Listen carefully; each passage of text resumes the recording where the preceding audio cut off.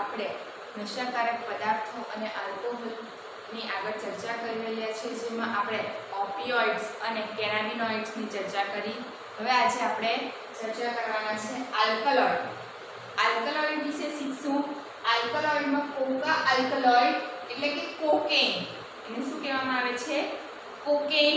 એની અસરો જોઈએ, એ કઈ વનસ્પતિમાંથી મેળવવામાં આવે છે એ જોઈએ, અને શરીર પર CNS પર કઈ રીતે કાર્ય કરશે એની ચર્ચા કરીએ. તો આલ્કલોઇડ, કોકા આલ્કલોઇડ એટલે કે કોકેન, ઇરિથ્રોઝાઇલમ કોકા. વનસ્પતિ કઈ છે? ઇરિથ્રોઝાઇલમ કોકા. ખાસ યાદ રાખજો, ઇરિથ્રોઝાઇલમ કોકાના પર્ણમાંથી મેળવવામાં આવે છે. ટેક્સ્ટમાં નથી આપ્યું પણ ધ્યાનમાં રાખજો, શેમાંથી મેળવવામાં આવે છે? ઇરિથ્રોઝાઇલમ કોકાના પર્ણમાંથી મેળવવામાં આવે છે કોકેન. કોકેન જેને સામાન્ય રીતે કોક કે ક્રેક કહેવામાં આવે છે, ક્રોક કે ક્રેક તરીકે ઓળખવામાં આવશે. કોને? કોકેન. કઈ વનસ્પતિમાંથી મેળવવામાં આવે છે? ઇરિથ્રોઝાઇલમ કોકાના પર્ણમાંથી, અને એને ક્રેક કે કોક તરીકે ઓળખવામાં આવશે છે. ચેતાપ્રેષક દ્રવ્ય ડોપામાઇનના વહનમાં ખલેલ પહોંચાડે છે. હવે આ શું છે થોડુંક સમજીએ તો તમને 11th માં ચેતાતંત્ર વાળો જે ટોપિક છે એની અંદર શીખી ગયા હશે કે એનો અક્ષતંતુ અને શિખાતંતુનો ભાગ તમને ખ્યાલ છે, શીખી ગયા છો. અને ત્યાર પછી આવ્યો આ ભાગ. તો અહીંયાથી ડોપામાઇનનું વહન થાય છે એક્ઝોનના છેડામાંથી. શિખાતંતુ અને અક્ષતંતુ ખ્યાલ હશે તમને ચેતાતંત્રની અંદર, જેની અંદર વચ્ચેનો ભાગ ચેતોપાગમ સમજ પડેલી હશે, ખ્યાલ હશે. તો એ વધારે ડિટેલમાં નથી જતા, ફક્ત આ ડોપામાઇન કઈ રીતે છે વહન કરે, એમાં ખલેલ પહોંચાડે છે એની જ ચર્ચા કરીએ. તો એક્ઝોનના ભાગમાંથી ડોપામાઇન વહન થતું હોય છે, અહીંયા રિસેપ્ટર હોય છે, બરાબર. તો હવે જ્યારે કોકેન લેવામાં આવે છે ત્યારે ચેતાતંત્રમાં એ ચેતાપ્રેષક દ્રવ્યનું ડોપામાઇનને આની અંદરથી અહીંયા એક લેયર થઈ જશે કોકેનના કારણે. તો આ જે ડોપામાઇન છે એ ડોપામાઇન બહાર નીકળતા અટકશે, બરાબર છે. એટલે ડોપામાઇન બહાર મુક્ત થશે નહીં, અથવા તો એનું વહન અટકશે. એટલે ચેતાપ્રેષક દ્રવ્ય ડોપામાઇનના વહનમાં ખલેલ પહોંચાડે છે. નેક્સ્ટ વાત કરીએ, તેને નાસિકા વાટે લેવામાં આવે છે, નાક દ્વારા. તમે મૂવીમાં જોયું હશે, આગળ પણ આપણે ચર્ચા કરેલી હતી કે જેને નાસિકા દ્વારા લેવામાં આવે છે તે મધ્યસ્થ ચેતાતંત્ર માટે ઉત્તેજક, સેન્ટ્રલ નર્વસ સિસ્ટમ જેના માટે ઉત્તેજક છે, જે ઉત્સાહની અનુભૂતિ કરાવે છે. જ્યારે એક કોકેન લેવામાં આવે છે, ઉત્સાહની અનુભૂતિ થશે, ઉત્તેજક છે, શક્તિશાળી છે એવું કહેવાય શકે. એટલે જ રમતવીરો એનો ઉપયોગ કરતા હોય છે કે રમતવીરો જે છે પોતાનામાં જુસ્સો લાવવા માટે આનો ઉપયોગ કરતા હોય છે. એક રીતે દુરુપયોગ કરી શકાય, જેનો દુરુપયોગ કરતા હોય છે, જેનાથી એને ઉત્સાહ, શક્તિશાળી અનુભવ થશે, જેનાથી એ સારું પરફોર્મન્સ લાવી શકે, એટલા માટે રમતવીરો યુઝ કરતા હોય છે. તો તે મધ્યસ્થ ચેતાતંત્ર માટે ઉત્તેજક છે, જે ઉત્સાહની અનુભૂતિ કરાવે છે અને ઉર્જામાં વધારો કરે છે. ઉર્જામાં વધારો કરે છે એટલે રમતવીરોના માટે ઉપયોગી રહે છે.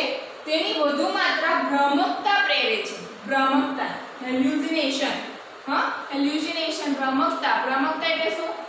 કોઈ વ્યક્તિ સામે ન હોય છતાં આપણને દેખાતી હોય, તો એને હેલ્યુસિનેશન, ભ્રામકતા કહેવામાં આવે છે. તો આ જે કોકેન લેવામાં આવે તો ભ્રામકતા ઉત્પન્ન થાય છે. સામે કદાચ કોઈ ન હોય છતાં એ કોઈ આપણને દેખાય, તો એને શું કહેવાય? ભ્રામકતા. તો એને વધુ માત્રામાં લેવામાં આવશે તો ભ્રામકતા પ્રેરે છે.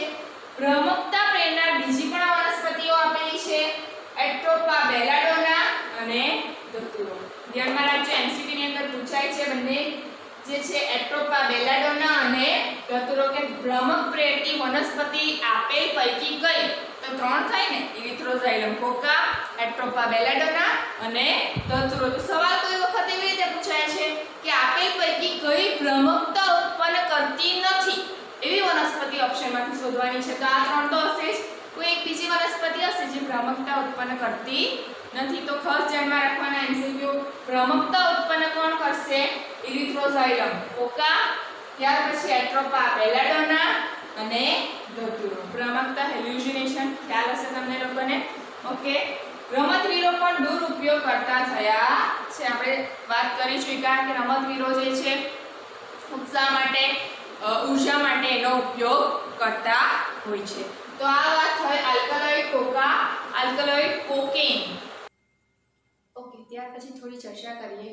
આમાંથી ઘણા બધા એમસીક્યુ પૂછાય છે. એમસીક્યુ માટે મોસ્ટ ઇમ્પોર્ટન્ટ ટોપિક છે. ત્યાર પછીનો જે ટોપિક છે એટલે આ બધા પેરેગ્રાફ છે એ પણ ધ્યાનમાં લેવાના છે. બાર્બિટ્યુરેટ્સ, એમ્ફેટામાઇન્સ અને બેન્ઝોડાઇએઝેપાઇન જેવા ડ્રગ્સ જે ઔષધ તરીકે ઉપયોગ થતા હતા, જેમ કે જે હતાશા અને અનિદ્રા, જે ડિપ્રેશનમાં આવી જતા હોય, કે જેને ઊંઘ ન આવતી હોય, તો તે મગજની બીમારીથી જે પીડાતા રોગીઓ છે એ રોગીઓને સહાયતા માટેની ઔષધિઓ બનાવવામાં આવે છે. આમાંથી બાર્બિટ્યુરેટ, એમ્ફેટામાઇન્સ અને બેન્ઝોડાઇએઝેપાઇન. એમસીક્યુ માટે ખાસ યાદ રાખજો, પૂછાય છે. તો હતાશા અને અનિદ્રા માટેની ઔષધિઓ બનાવવામાં આવે છે, પરંતુ તેનો દુરુપયોગ થવા લાગ્યો.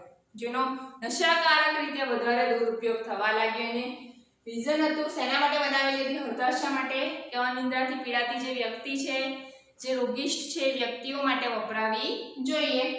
આગળ વાત કરીએ તો એ સિવાય આ જે બધા વનસ્પતિમાંથી મેળવવામાં આવતી જે દ્રવ્યો છે એટલે કે ભંગ છે અને આ બધું ઔષધ તરીકે પણ યુઝ થાય છે, કે પછી કોઈ ધાર્મિક ઉત્સવમાં પણ ઉપયોગ થતો હતો. જેમ કે ભંગ જે છે શિવરાત્રી પર યુઝ થાય છે. તો એ રીતના ધાર્મિક ઉત્સવમાં અને ઔષધિ બનાવવા માટે આ બધા ઘણા બધા વનસ્પતિઓમાંથી આ બધા ડ્રગ્સ ઉપયોગી નીવડતા હતા, પરંતુ તેનો નશાકારકની રીતે દુરુપયોગ થવા લાગ્યો. જેની આગળ ચર્ચા કરીએ, તમાકુ. તમાકુ જે છે ધૂમ્રપાન છે, જે ન કરવું જોઈએ છતાં એનું પ્રમાણ ખૂબ જ વધી રહેલું છે, જેના કારણે કેન્સરનો ભોગ બને છે ઘણી બધી વ્યક્તિઓ. તો તે ધૂમ્રપાન અથવા તો તમાકુનો ઉપયોગ ધૂમ્રપાનમાં, ચાવવામાં તમાકુ ચાવે છે, મુખનું કેન્સરના કારણ આ જ છે. ચાવવામાં અથવા તો છીકણી તરીકે થાય છે. છીકણી એટલે તમને ખ્યાલ છે તમાકુનો ભૂકો જે છે દાદા દાદીઓ જે છે યુઝ કરતા, પહેલાના લોકો જે છે છીકણી યુઝ કરતા હતા. તમાકુનો જે પાવડર આવે છે એ પાવડર નાકમાં સ્મેલ લેવાની હોય છે, એનાથી એ લોકોને આનંદ મળતો હતો, બરાબર. પણ એક જાતનું એ વ્યસન જ હતું. કે વ્યસન જ છે, તો એ છીકણી તરીકે થાય છે. તમાકુમાં ઘણા રાસાયણિક પદાર્થ હોય છે, જેમાંનો એક છે આલ્કલોઇડ નિકોટિન. ખાસ યાદ રાખજો, આલ્કલોઇડ નિકોટિન. આની અંદરથી એમસીક્યુ પૂછાય છે. તમાકુમાં આવેલું રાસાયણિક દ્રવ્ય કયું? નિકોટિન. ઓકે, આગળ વધીએ. નિકોટિન દ્વારા એડ્રિનલ ગ્રંથિને ઉત્તેજના મળતા તે એડ્રિનાલિન અને નોર એડ્રિનાલિન અંતઃસ્રાવ શીખી ગયા છે આપણે. કટોકટી સમયનો અંતઃસ્રાવ જે છે શીખી ગયા, જે એડ્રિનાલિન અને નોર એડ્રિનાલિનને રુધિર પ્રવાહમાં મુક્ત કરે છે, જેનાથી હૃદયના ધબકારા વધી જશે. રુધિરનું દબાણ તથા હૃદયના ધબકારા બંનેમાં વધારો જોવા મળશે. કોણ? નિકોટિન. એટલે જે ધૂમ્રપાન કરતું હશે, વ્યસન કરતું હશે, જેના શરીરમાં નિકોટિનનું પ્રમાણ વધશે, એને લઈને રુધિરના દબાણમાં વધારો થશે અથવા તો હૃદયના ધબકારામાં વધારો જોવા મળશે. ત્યાર પછી વાત કરીએ છે ધૂમ્રપાન એ ફેફસા, મૂત્રાશય અને ગળાના કેન્સરમાં કયું કેન્સર થઈ શકે છે? તો કેન્સર માટે જવાબદાર છે, ખ્યાલ છે. ધૂમ્રપાન જે સ્મોક કરે છે વ્યક્તિ કરતા એની આસપાસના જે વ્યક્તિઓ હશે તેને વધારે અસર કરશે. એના શરીરમાં જે સ્મોક એનો ધુમાડો જે છે વધારે જશે અને પહેલા એને કેન્સર થવાની શક્યતા રહેલી છે. ખાસ ધ્યાન રાખજો, જે સ્મોક કરે છે એના કરતા જે આસપાસના વ્યક્તિઓ છે એને પહેલા કેન્સર થવાની શક્યતા રહેલી છે, કારણ કે એ વધારે ધુમાડો લે છે અને એના ધુમાડા એ જ વધારે નુકસાનકારક હોય છે. તો ધૂમ્રપાન એ ફેફસા, મૂત્રાશય અને ગળાના કેન્સરમાં જવાબદાર છે, કે એનાથી થઈ શકે છે. બ્રોન્કાઇટિસ, એમ્ફીસેમા જેવા રોગો પણ થશે. કોરોનરી સંબંધી હૃદય રોગ અને જઠરમાં ચાંદુ પડવું વગેરેમાં ઝડપથી વધારો પ્રેરે છે. ઘણા બધા રોગો થાય છે ધૂમ્રપાનને લઈને. કેન્સર થશે, બ્રોન્કાઇટિસ, એમ્ફીસેમા જેવા રોગોનો ભોગ બની જવાય છે. ત્યાર પછી વાત કરી છે તમાકુ ચાવવાથી મુખ ગુહાના કેન્સરનું જોખમ વધે છે. ચાવે છે મુખમાં, ઘણા સમય સુધી તમાકુ મુખમાં ને મુખમાં જ રહેશે અને કેન્સર કેવી રીતે થાય છે આપણે શીખી ગયા. કેન્સરજન્સ, એ કેન્સરજન્સ તરીકે અત્યારે શું છે, આ તમાકુ નિકોટીન જે છે એની અંદર શું કરશે, એ સેલનો વધારો ને વધારો કરશે અને પછી કેન્સરની ગાંઠ ઉત્પન્ન કરશે. તો એ તમાકુ ચાવવાથી મુખ ગુહાના કેન્સરનું જોખમ વધે છે. ધૂમ્રપાન રુધિરમાં કાર્બન મોનોક્સાઇડ, ખાસ યાદ રાખજો MCQ માં પૂછાય છે, કાર્બન મોનોક્સાઇડનું પ્રમાણ વધારે છે અને હિમ સંબંધિત ઓક્સિજનની સાંદ્રતાને ઘટાડે છે.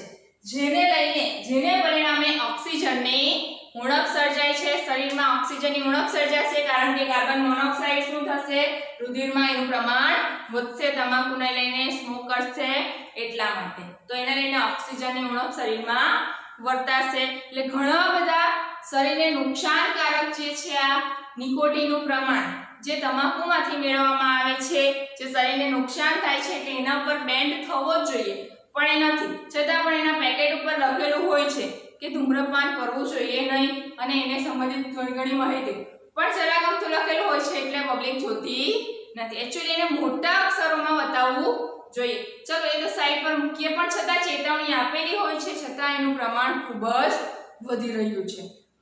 તો એ ન થવું જોઈએ ધૂમ્રપાન, કારણ કે એ જે છે ઘણી બધી અસરો આપણે જોઈ.